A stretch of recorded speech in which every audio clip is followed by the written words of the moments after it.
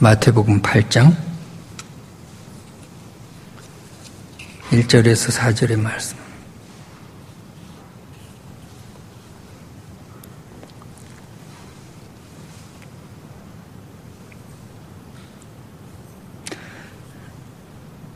한 절씩 교독합니다. 예수께서 산에서 내려오시니 수많은 무리가 따르니라.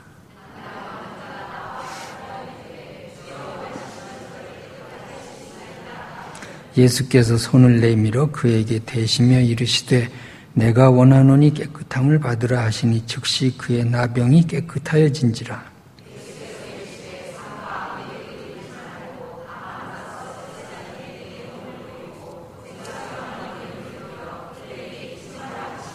아멘. 자, 산상수훈 우리가 오랫동안 살펴보고 이제 마무리를 지었습니다. 산상수훈 다음에는 어떤 일이 일어날까? 산상수훈 다음에는 9가지의 기적사건이 연속해서 나타나고 있습니다. 그런데 이 9가지의 기적사건이 세 그룹으로 그룹을 지어서 3가지 사건, 또 3가지 사건, 또 3가지 사건 이렇게 해서 9가지의 기적사건이 나오고 있습니다. 첫 번째 그룹의 3가지의 기적사건, 그것 중에 첫 번째가 오늘 나병 환자가 고침받는 그런 기적사건이 있고요. 그 다음에는 5절부터 백부장의 하인이 고침을 받는 그런 사건이 나오고요. 14절에부터 보면은 베드로의 장모가 열병에서 고침받는 사건이 나오고 있습니다. 산상수훈은 긴 설교의 말씀이고 천국 복음을 말씀하신 다음에 이런 병고침의 사건이 왜 이어질까? 그것은 산상수훈이 시작되기 전에 말씀을 우리가 보면 되겠습니다. 우리 마태복음 4장 23절을 보면 이런 말씀이 있습니다. 예수께서 온 갈릴리에 두루 다니사 그들의 회당에서 가르치시며 천국 복음을 전파하시며 백성 중에 모든 병과 약한 것을 고치시니, 그런 말씀이 있습니다. 복음을 전하시고 병자를 고치시고 이렇게 주님께서는 동일하게 사역을 하셨습니다. 그래서 복음을 전하신다는 것은 우리 영적인 병을 고치는 것입니다. 영적인 병을 고치고 영적인 죄인들을 하나님 앞에 이렇게 회개하게 만드시고 그 다음에는 육적인 병을 고치시고, 이것이 예수님께서 하셨던 그런 병자를 고치는 그런 그 순서인 것입니다. 그래서 나병 환자와 백부장과 베드로의 장모, 이 3가지의 공통점이 무엇일까? 이것은 소외 계층이 나타나고 있는 거죠. 나병 환자는 이건 당시에 아주 그냥 그저 내놓은 사람들 아닙니까? 아주 그냥 차별받고 무시당하고 거기 한센병 환자입니다. 요새는 나병이라 그래도 안 되고 한센병 환자 이렇게 얘기를 해야 되는데 편의상 그냥 나병 환자 하겠습니다. 그 다음에 백부장은 누굴까요? 백부장이 이방인이잖아요. 유대인이 아니라 이방인이에요. 이방인인데 이방인의 사건을 또 끄집어 내는 거죠. 그러니까 유대인들 정신 차리라 그 말이죠. 그 다음 베드로의 장모는 뭐예요? 여자잖아요. 여성이 고침받는 여성을 또 부각시키고 있습니다. 그 당시에 여성도 아주 남성 위주의 사회에서 차별받던 그런 시대입니다. 그러니까 한센병 환자나 이방인이나 여성이나 이렇게 유대인의 중심 세력으로 볼 때 아주 차별받는 사람들과의 만남을 주님께서 마태를 통해서 우리에게 보여주고 계십니다.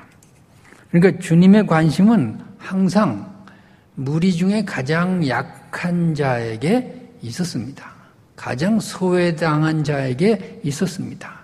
가장 무시당하는 자에게 예수님의 관심이 있었고 그들을 통하여서 주님께서 기적을 일으키셨다 하는 것입니다. 그러니까 우리가 육신적으로 참 내가 힘들다, 내가 참 별 볼 일이 없다, 뭔가 좀 참 세상에서 좀 내가 변방에서 산다, 자 이럴 때 우리가 낙심하거나 실망할 이유가 전혀 없어요.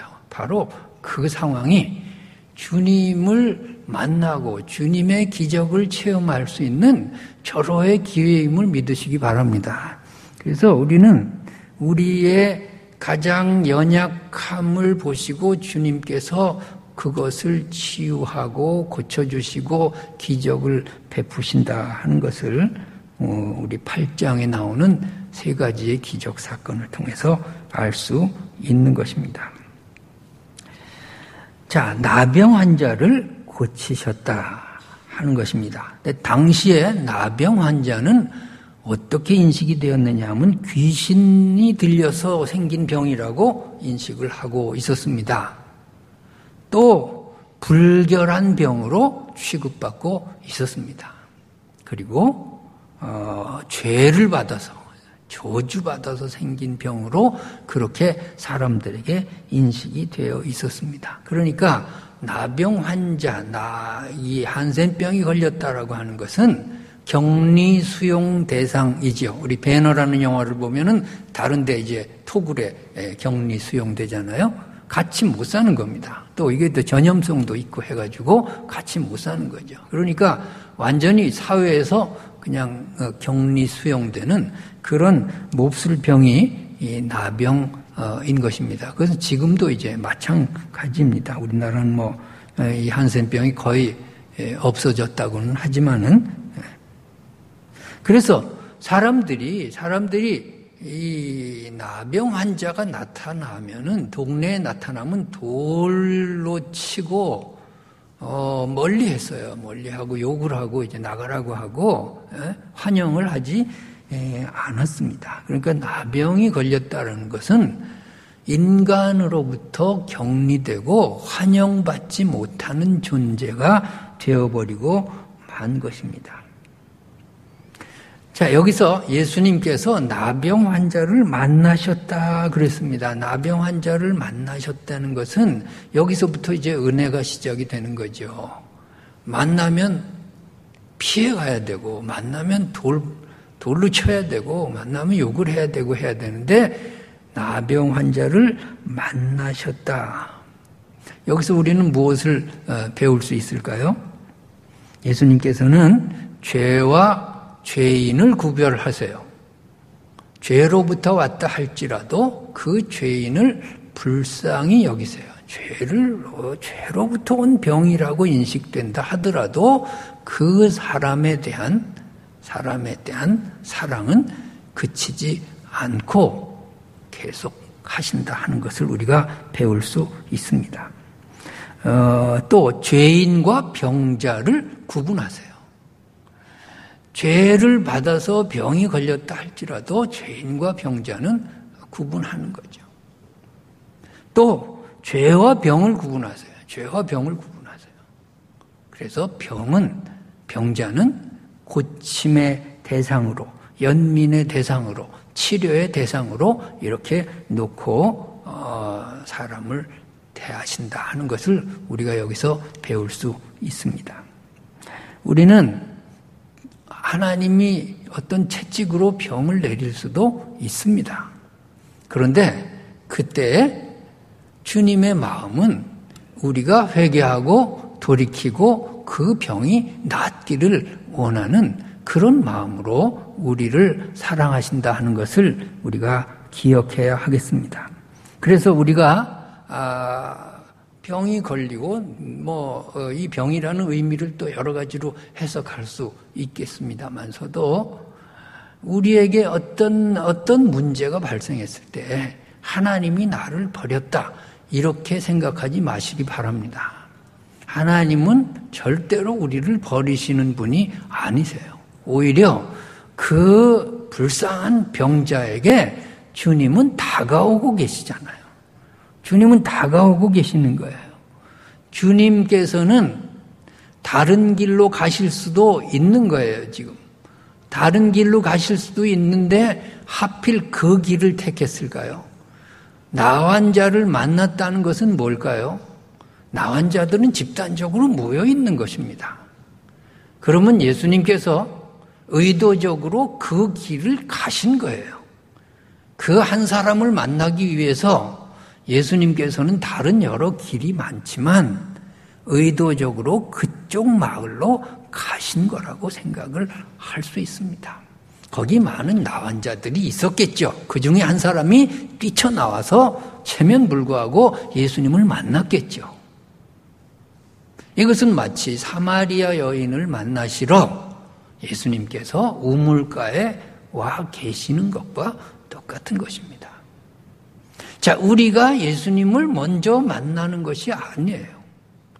예수님께서 우리를 만나 주시니까 우리가 만나는 거예요.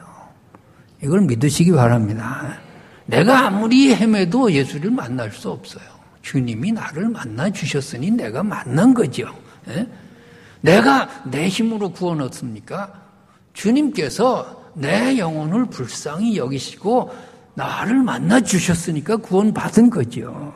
우리가 어떻게 선택을 받아요? 주님이 먼저 그 자리에 와 계신 것입니다. 그러므로 우리는 그 자리에 가만히 있기만 해도 주님이 찾아오시는 그러한 놀라운 은혜 속에서 하루하루 살고 있음을 믿으시기 바랍니다. 우리는 갈 바를 알지 못해요. 우리는 뭘 해야 될지도 몰라요.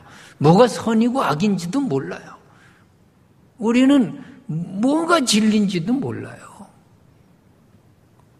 그 아무것도 우리는 할 것이 없어요.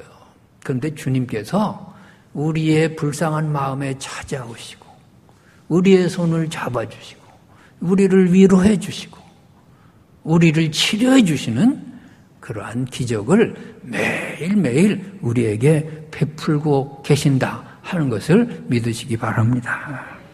오늘도 우리가 하루를 살았습니다. 그런데 주님께서 우리의 마음에 찾아오시고 우리의 가정에 찾아오시고 내 일터에 찾아오셔서 주님과 동행하며 산 줄로 믿습니다. 그래서 우리가 아무리 참 죄를 짓고 우리가 참 하나님 앞에 못되고 어리석고 교만하고 하다 할지라도 주님은 항상 내 곁에 와 계시는 거예요. 와 계시는 거예요. 우리가 할 일은 뭔가요? 나병 환자처럼 와 계신 주님 앞에 나아가는 거죠. 와 계신 주님 앞에 나아가시기 바랍니다. 나병 환자의 믿음의 첫 번째는 주님께 나아왔다는 거죠. 주님께 나아왔다는 거죠. 자, 주님께 나아온다는 것이 쉬운가요? 많은 사람의 눈총을 받으면서 나올 건 아닙니까? 돌로 맞아야지 되는 거 아닙니까? 지금 발길질해도 할 말 없는 거 아닙니까? 그 많은 무리 속에 나병 환자가 뚫고 나왔다. 이거는요, 굉장한 믿음이에요. 우리가 가만히 있으면 안 돼요. 주님께 나오시기 바랍니다.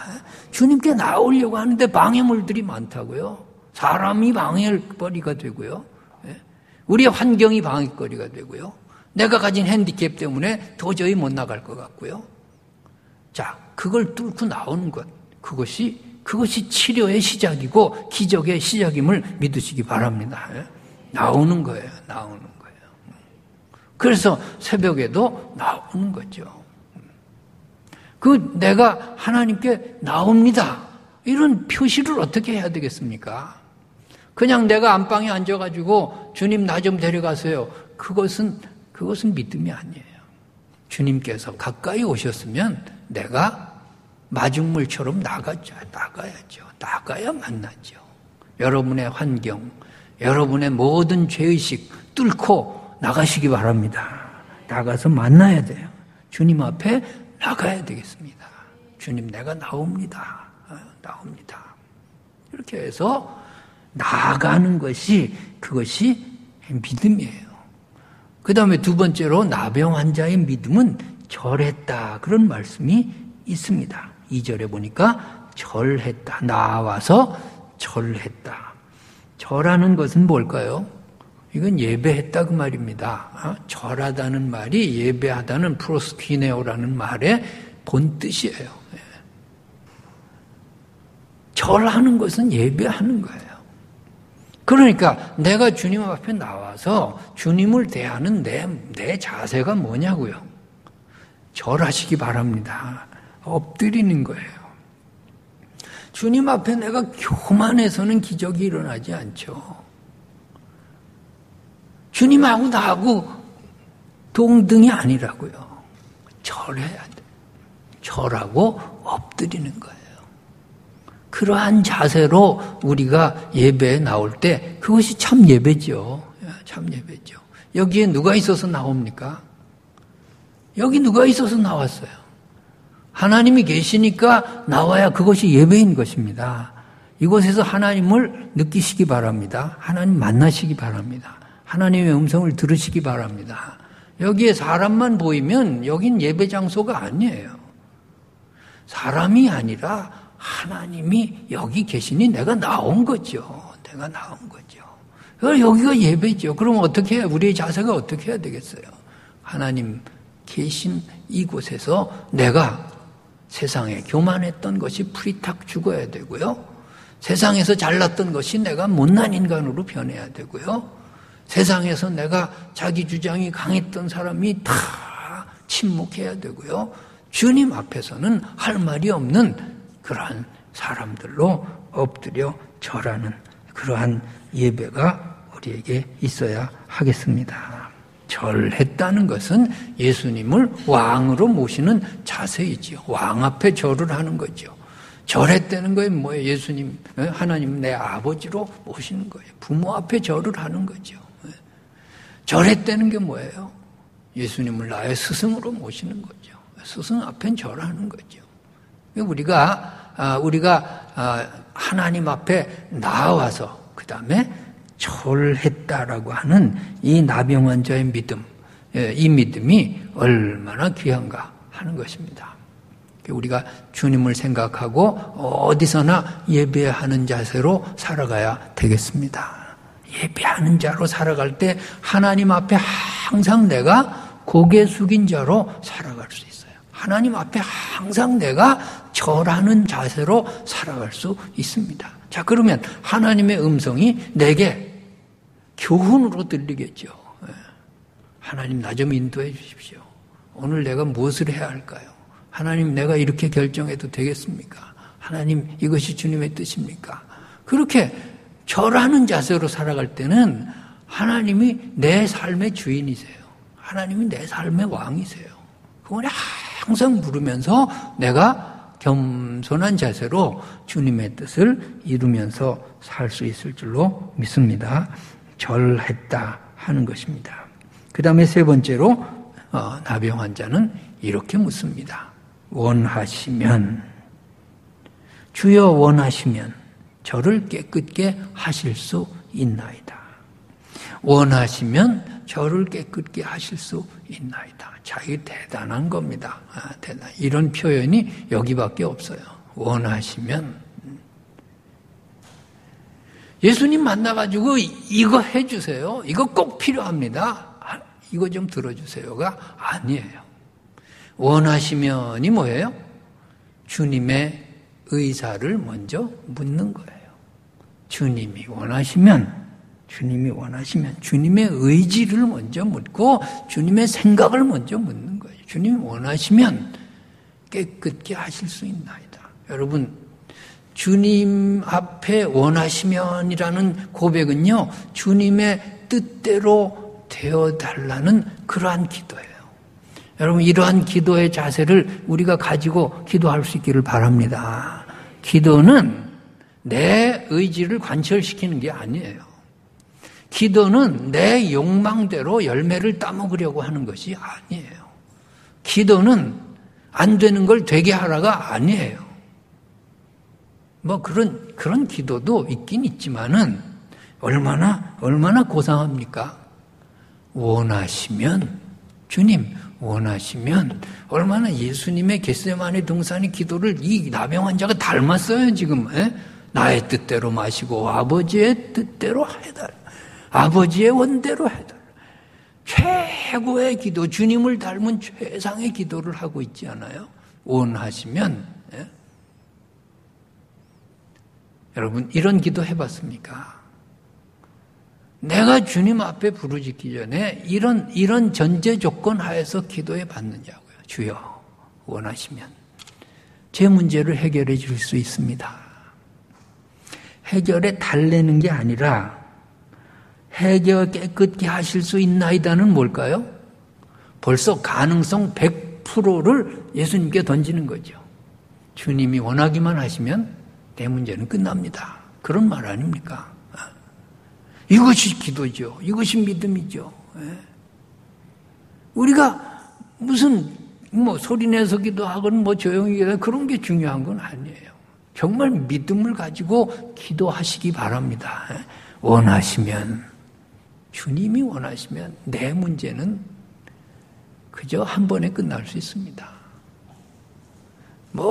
깨끗게 해 주십시오가 아니에요. 깨끗게 하실 수 있나이다. 주님은 다 하실 수 있습니다. 주님은 100% 기적을 베푸실 수 있습니다. 주님은 내 문제를 단번에 끝내실 수 있습니다. 그런 믿음을 가지고 기도하시기 바랍니다. 원하시면 깨끗게 하실 수 있나이다. 이건 굉장히 신학적으로 중요한 고백이죠. 여기에 뭐가 또 포함되어 있을까요? 원하시면, 원하지 않으셔도 원망하지 않겠습니다. 그것까지 나간 거예요, 지금. 원하지 않으셔도, 고침받지 않아도 저는 불평하지 않겠습니다까지 간 거예요, 지금. 그냥 주님 얼굴 배운 거, 그것만으로도 난 만족합니다. 주님 원하지 않는데 이 병 나아봐요, 뭐합니까? 그것까지 나간 거예요. 이건 마치 사도 바울의 기도를 담지 않았나요? 가시를 위해 3번을 기도했는데 떠나가지 않을 때 바울은 원망했나요? 불평했나요? 내가 받은 것이 너무 많아 이것마저 없으면 교만해질까 봐 하나님이 가시를 남겨두셨다. 불평이 없어요. 원하지 않으시면 그대로 감사합니다. 여러분, 이런 자리까지 나아갈 수 있겠습니까? 이것이 저와 여러분의 믿음이 되기를 바랍니다. 원하지 않아도 불평하지 않겠습니다. 그리 아니하실지라도 내가 하나님 앞에 계속 경배하겠습니다. 그런 다니엘의 믿음 아닐까요? 우리가 꼭 원하는 걸 손에 주어야 그거 응답이겠습니까? 그게 속이 시원하겠습니까? 하나님이 아니라고 하는 걸 막 떼를 써가지고 어린아이처럼 그냥 달라 그래가지고서는 그래 손에 쥐어줘야 그 받아야 그것이 소원 성취한 건가요? 주님 원하지 않으시면 그대로 감사합니다. 그대로 불평하지 않겠습니다. 그러나 주님이 원하시면 지금 내 병은 깨끗이 끝날 줄로 믿습니다.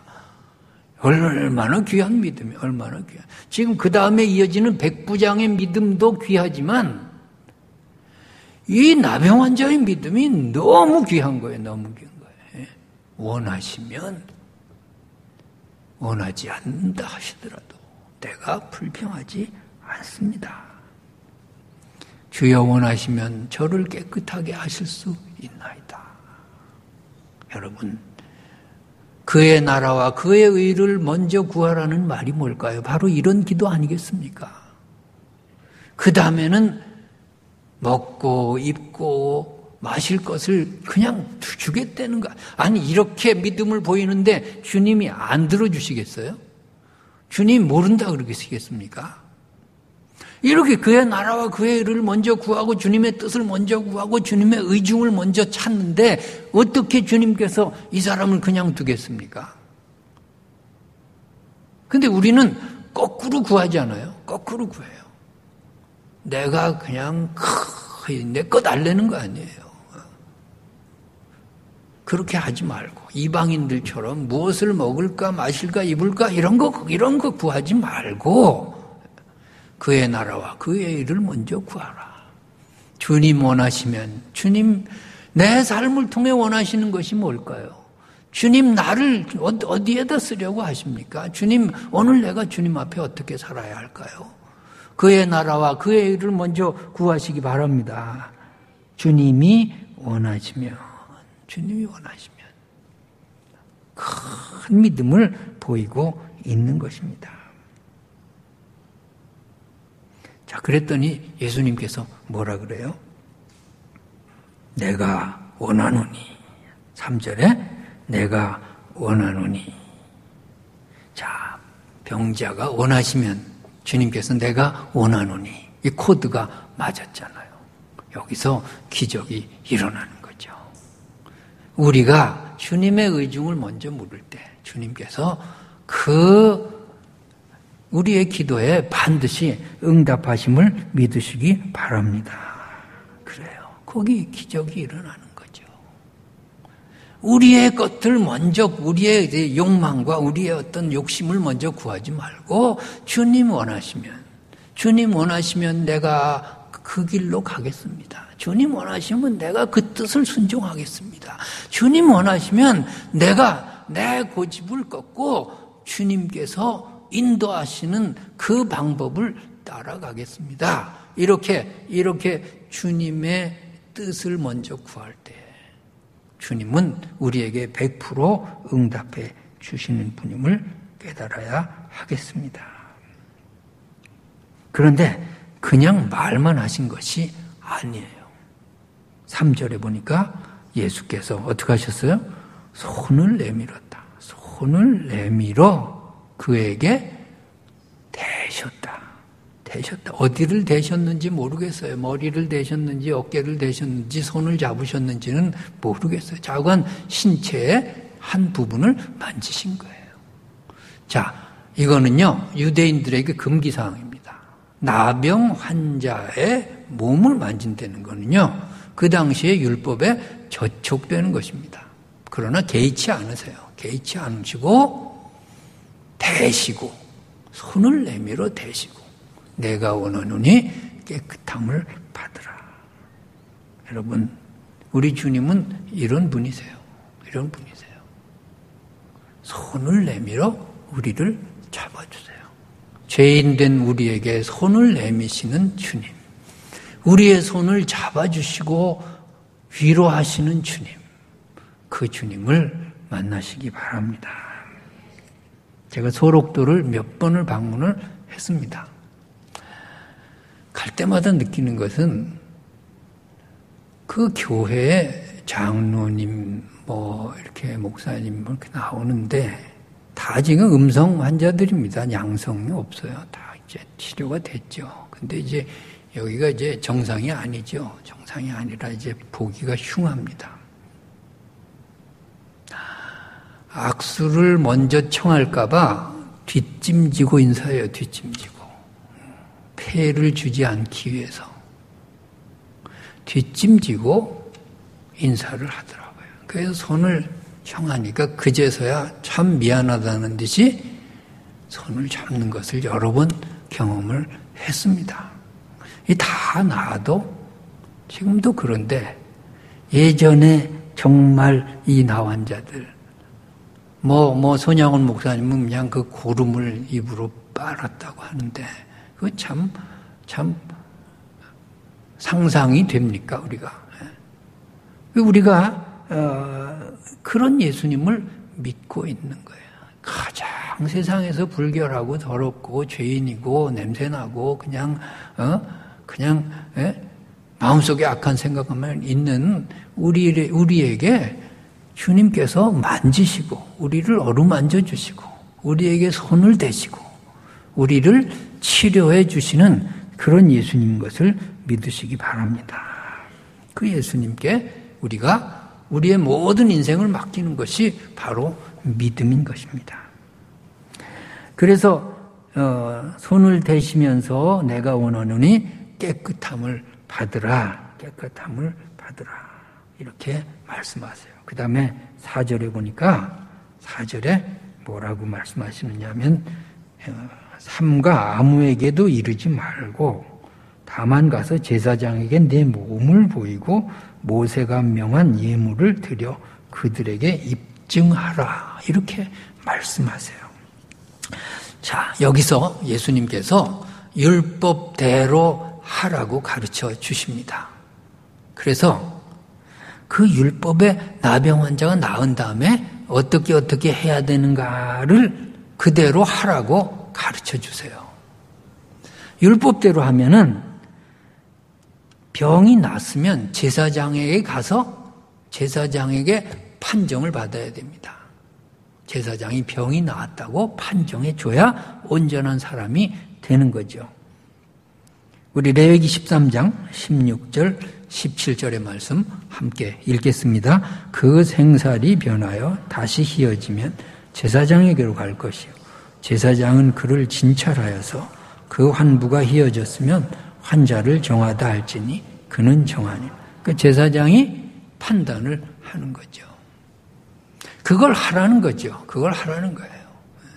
그 전통에 대해서 무시하지 말고 괜히 갈등을 빚지 말고 제사장에게 가라는 거예요. 그 다음에 뭐 해야 되느냐 하면 예물을 드리라 그 말이죠. 예물을 드리라. 무슨 예물? 모세가 명한 예물을 드려라. 모세가 명한 예물이 뭔가 하면은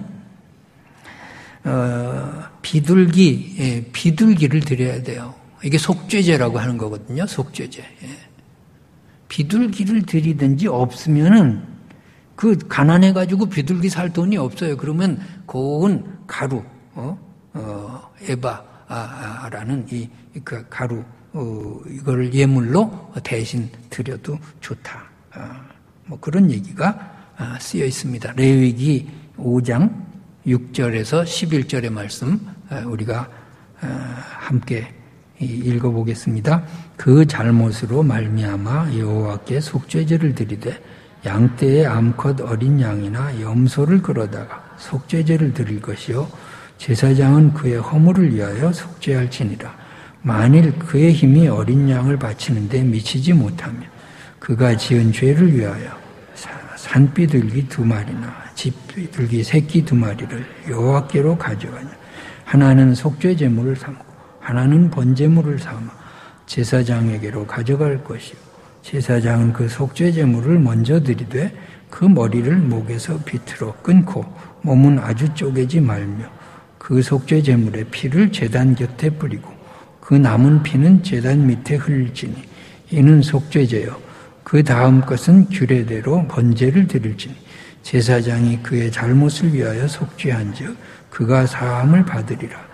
만일 그의 손이 산비둘기 2마리나 집비둘기 2마리에도 미치지 못하면 그의 범죄로 말미암아 고운 가루 10분의 1 에바를 예물로 가져다가 속죄 제물로 드리리.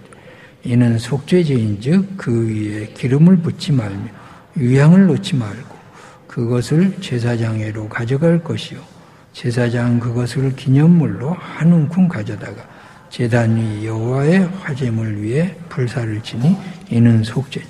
네, 그 당시에는 나병이 죄 때문에 왔다고 믿었으니까 속죄제를 드리라 하는 것입니다. 그런데 제물에는 반드시 이러이러한 것을 드려야 한다 하는 것을 여기 말씀하고 있습니다. 다른 성경을 보겠습니다. 레위기 14장 2절에서 4절의 말씀을 다시 보겠습니다. 나병 환자가 정결하게 되는 날의 규례는 이러하니 곧 그 사람을 제사장에게로 데려갈 것이요 제사장은 진영에서 나가 진찰할지니 그 환자에게 있던 나병 환부가 나왔으면 제사장은 그 정결함을 받을 자를 위하여 명령하여 살아있는 정결한 새 2마리요 백향목과 홍색 실과 우슬초를 가져오게. 이렇게 예물과 어떤 규례를 따르라 하는 것입니다.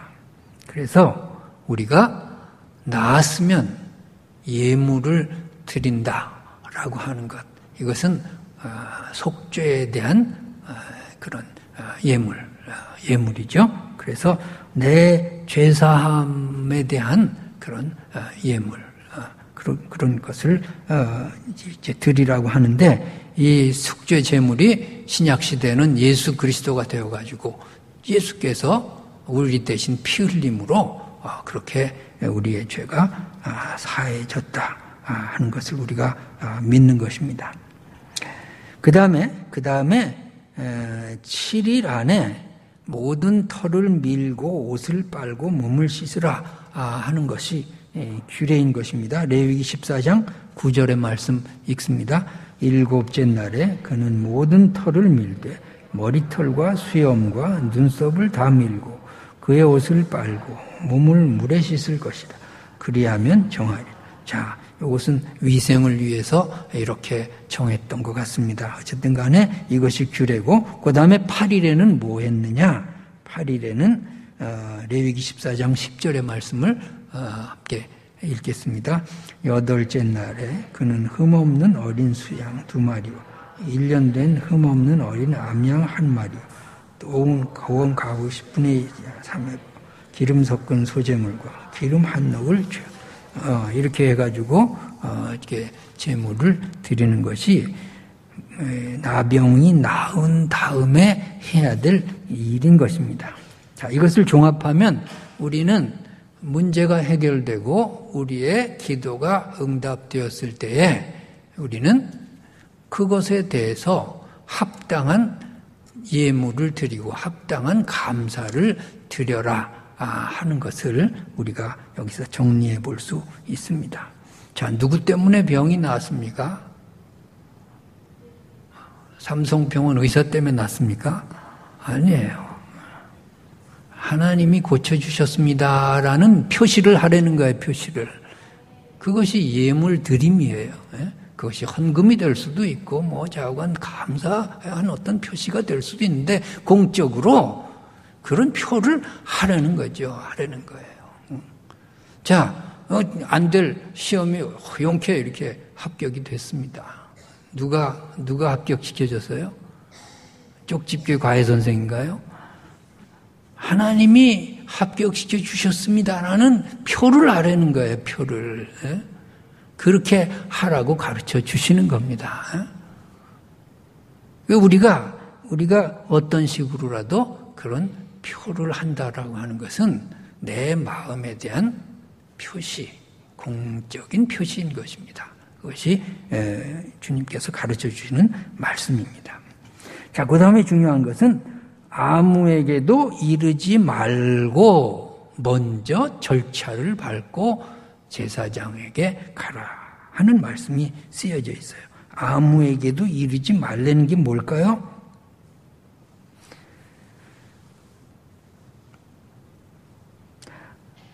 말씀보다 기적이 앞서면 안 된다는 거죠. 그러니까 예수님은 병 고쳐주시는 분으로 소문나기를 원치 않으세요, 지금. 이 기적 사건으로만 소문이 나면 그것은 예수님이 원하시는 것이 아니에요. 또, 말씀보다 간증이 앞설 때 여기에 문제가 심각해진다 하는 것입니다. 막 입이 근질근질하죠. 내 병 나았으니까, 나병 환자 고쳐줬으니까 막 그냥 떠버리고 싶죠.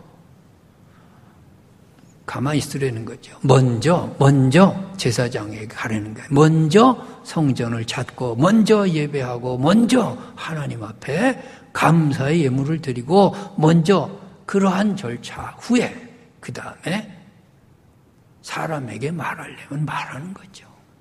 여러분 순서를 잘 지키시기 바랍니다. 그래서 먼저 제사장에게 보이려는 게 먼저 하나님의 말씀 앞에서 선언을 받으라고 하는 거죠. 하나님의 말씀이 먼저라고 하는 거예요. 내 입에서 나오는 간증이 먼저가 되면 안 되고 하나님의 입에서 나오는 선언과 말씀을 앞세우라고 하는 거예요. 자, 그러니까 어떤 간증거리가 있을 때 먼저 하나님 앞에 무릎 꿇고 하나님의 말씀을 듣고 예배하고 그 다음에 간증하시기 바랍니다. 그런 것이 없이 간증만 막 해버리면 그 사람은 나중에 망가져요. 99% 망가지게 돼 있어요. 그래서 이 전문 간증자들이 나중에 큰 문제를 일으키지 않아요? 왜? 하나님 말씀 들을 새가 없어. 맨날 불려다녀가지고서는 그거 어떻게 안 망가지겠어요? 어떻게? 그건 좋지 않은 것입니다. 저기 광양에 내 제자 한 사람이 있어요. 여자 목사인데. 그런데 아주 굉장한 간증거리가 있어요. 병도 낫고 그 간증을 한 번, 두 번 하다 보니까 막 불려다녔대요. 불려다니다 보니까 자기가 망가지더래요. 어느 날 보니까 자기가 망가지더래요. 그래가지고 이거 아니다 그러고서 확 끊어버렸대요. 그 책도 냈어요. 간증집 책도 냈지만 자기는 그런 식의 간증을 안 하겠다고 다 끊고 거기서 이제 목회하고 있어요. 목회하고 있는데 내가 잘했다 그랬어요. 그 유명세 타는 게 중요한 게 아니에요. 자기 영적으로 망가지면 안 돼. 자, 그러니까 지금 예수님께서 순서를 보세요. 산상수훈이 먼저잖아요. 산상수훈이. 인간적으로 막 병 고치고 싶고 막 그냥 기적을 일으키고 싶고 막 그러고 싶을 거 아니에요. 사람이. 근데 그렇게 안 하시잖아요. 장황한 산상수훈의 교훈의 말씀이 먼저잖아요. 그 다음에 병을 고치시잖아요. 여러분, 이런 순서를 우리가 본받아야 되겠습니다. 내 입으로 막 떠벌리는 게 아니에요. 그건 처음에는 하나님의 영광이 돌아가지만 나중엔 자기가 다 영광 받고 돈 벌고 그러는 거죠. 산상수훈이 먼저예요. 장황하고 지리한 산상수훈을 한참 말씀하신 다음에 그 다음에 병을 고쳐주시는 거예요.